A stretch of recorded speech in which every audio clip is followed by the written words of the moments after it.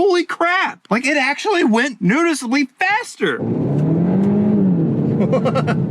You know, I haven't had this car too long. And it's already taught me something about cars that I just do not like. And that is the fact that dual clutch transmissions suck. Okay, before you get mad at me, let me explain. Not all dual clutch transmissions suck. Not all dual clutch transmissions are performance oriented. And I'm pretty sure that every good performance oriented dual clutch is a wet dual clutch. And most times those cars, those applications have launch control. This one doesn't, and that's what makes me not like dual clutch transmissions, because they're not all the same. They're not all have the same purpose. This dual clutch in particular gives you all of the downsides of a manual transmission with hardly any of the upsides. The driving experience of an H-pattern shifter, having control over clutch engagement, because you're not the one in control of the clutch engagement. The car does it for you,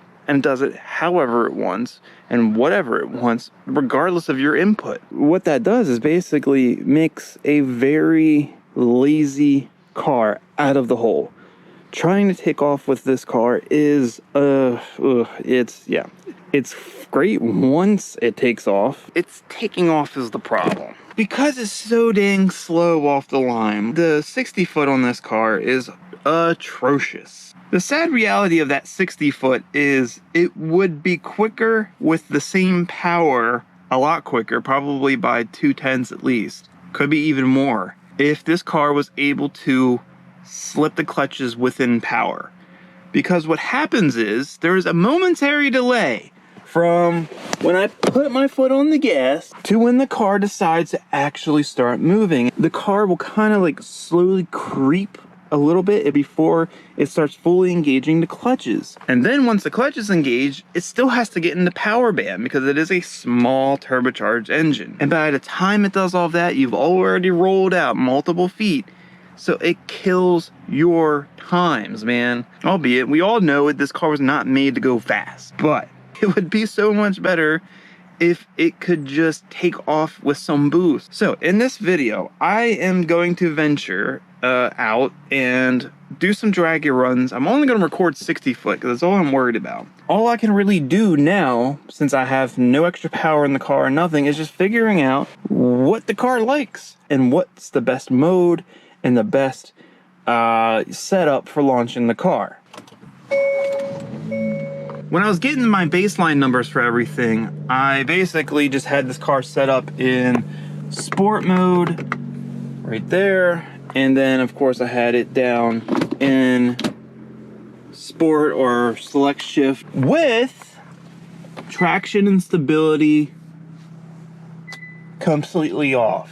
And in most cars, that's kind of like what you have to do to be able to extract top performance out of them. This one's a little different. I swear, sometimes it feels like it's quicker in normal mode than it does in sport mode, taking off. And that just seems counterintuitive. With that said, there's a bunch of different scenarios I'm gonna try and see if it improves the 60 foot at all. Maybe the way I have it is the fastest, I don't know, but I'm about to find out. Shoot, getting out on the road here, and I don't know, we're gonna see what happens. We're gonna see how much better or worse this car can launch depending on the drive mode and traction control on, traction control off. I wanna see the best way to launch this. But once I get to where I'm going to test this out, I'll kind of go over those with you. So just hang tight with me. I'll be there in a moment. 1 moment later.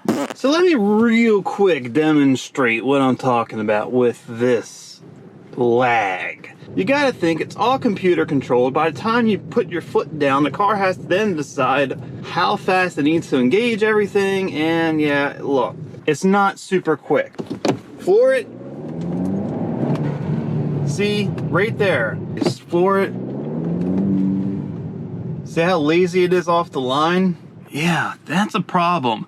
Also, you can't brake boost these cars. It won't let you. Foot on the brake, gas, that's all it does.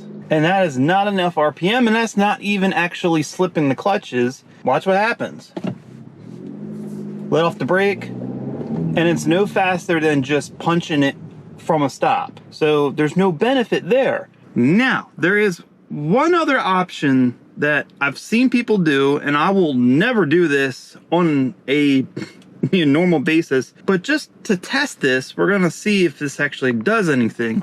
Supposedly, if you hold the e-brake and not the brake pedal itself, because the brake pedal has a sensor on it when you push it that the car uses for clutch engagement, but there's nothing on the e-brake, so you should be able to slip the clutches with the e-brake. Let's see if I hit the gas. Yep, it starts moving. That's an option. That's a method I'm going to be testing in the video. So with that said, I'm going to get everything set up here with the draggy. I'm going to start knocking out some runs and we can start comparing some times. So after more time than I thought it would take, I have a whole list here of the different runs and times that I did, the different combinations that I've tried to see which would make the biggest difference. Now, I did have to change the methodology of my testing because I realized that the only way the draggy measures 60 foot, like I can't select 60 foot as the sole measurement, unfortunately, in the list of other things it can measure. So in order to see 60 foot times, I have to select 1/8 mile, which means I have to complete a 1/8 miles worth of distance, which on the road I was doing this on was kind of hard. Instead, what I did do was do 0 to 30. Now I did do a 60 foot run for the initial run as a baseline, and then once I realized which 0 to 30 combination was the fastest, then I did another one just to get an overall 60 foot time for that. So with that said, let's look at the numbers and combinations. I'll put them up on the screen to look at together. So the first run I did was in sport mode, select shift, traction control, and stability control completely off, which did 0 to 30 in 3.07 seconds and a 60 foot time of 2.66. But then I followed it up with something even worse, which was sport mode, but instead of the shifter being in select shift, it was just in the regular drive position and traction control on. For that run, my 0 to 30 was 3.4 seconds. Ugh, that's a big difference. That's almost 2/10 of a difference there. That's crazy. Now you think it wouldn't get any worse, ball, but it does. In normal mode with the shifter just in drive position, traction control on, is the slowest time of 3.27 seconds, which is a complete 2/10 slower than the car being in sport mode, select shift, traction control off. Now, this is where things kind of surprised me a little bit, and this confirms some of what I've noticed with how the car drives.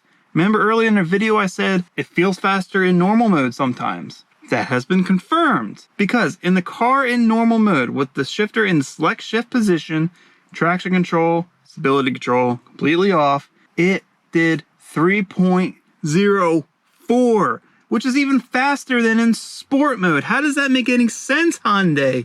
Make it make sense, but it confirms what I felt with this car. But that was the fastest the car went from just normally taking off, which then leads me to the more questionable methods of launching the car. Now, I was a bit skeptical about the whole brake boosting because you can't really brake boost this thing. It doesn't really allow you to. It actually made the car slower. It went 3.11 seconds instead of the 3.04 had I just hit the gas pedal from a stop. So yeah, that definitely doesn't work, which made me less confident in the final method of launching the car, which is probably the most dangerous method in terms of damaging the car, and that's the e-brake method. Pulling the e-brake up and using that to allow it to load up the engine a little bit more than it would otherwise do. So I wasn't sure if that really would work at all. So I went ahead and I did just that, and I couldn't believe it. I couldn't believe the difference it really made. Like, it actually went noticeably faster. Holy crap. So obviously there is a big reason why people do this. It did 0 to 30 in 2.87 seconds. That's a big difference from being in normal mode in drive with all of the traction control and nannies on at 3.27 seconds to a 2.87 seconds with just doing nothing but driving the car differently. Made a half a second difference. That's huge, man. That is huge. Now, when I redid the run, once I got that information, I redid the run, the 1/8 mile thing, so I can get the 60 foot time. I didn't slip the handbrake as smooth as I did for that 2.87 second run. So I didn't get as good of a time as I could have. It's a tricky way you have to do it, and it's not consistent. The 60-foot time, while albeit is better than my baseline number, it could have been even better, so just keep that in mind. But it was still an improvement over the 2.66 baseline, which, mind you, was still done in sport mode and traction control completely off, which was one of the fastest ways the car accelerated. But by using the handbrake, it still did it in 2.58 seconds. That's a big difference. Yes, launching the car with the handbrake in this dual clutch transmission is how this car launches the best. Now here is something I didn't even notice until I started editing the video, and that's comparing both runs, the 8th mile runs with the 60-foot times together, and the Draggy shows something really cool. So check this out. On the left is the first run, baseline, sport mode, select shift, traction control off. We know the 60-foot is 2.66, but look at the accelerometer. Take a look at that. See that dip right before the start? That's what I'm talking about. That's why this car is lazy off the line. Now, let's take a look on the right. That is the run with the handbrake. Look at the accelerometer. Look how much more even that is from the start. That means the car is launching with more power. That is what I want to see. That's cool, man. That's really cool. It's a very weird way you have to do things to extract the most out of it, but the driver mod is there. The driver mod is completely free.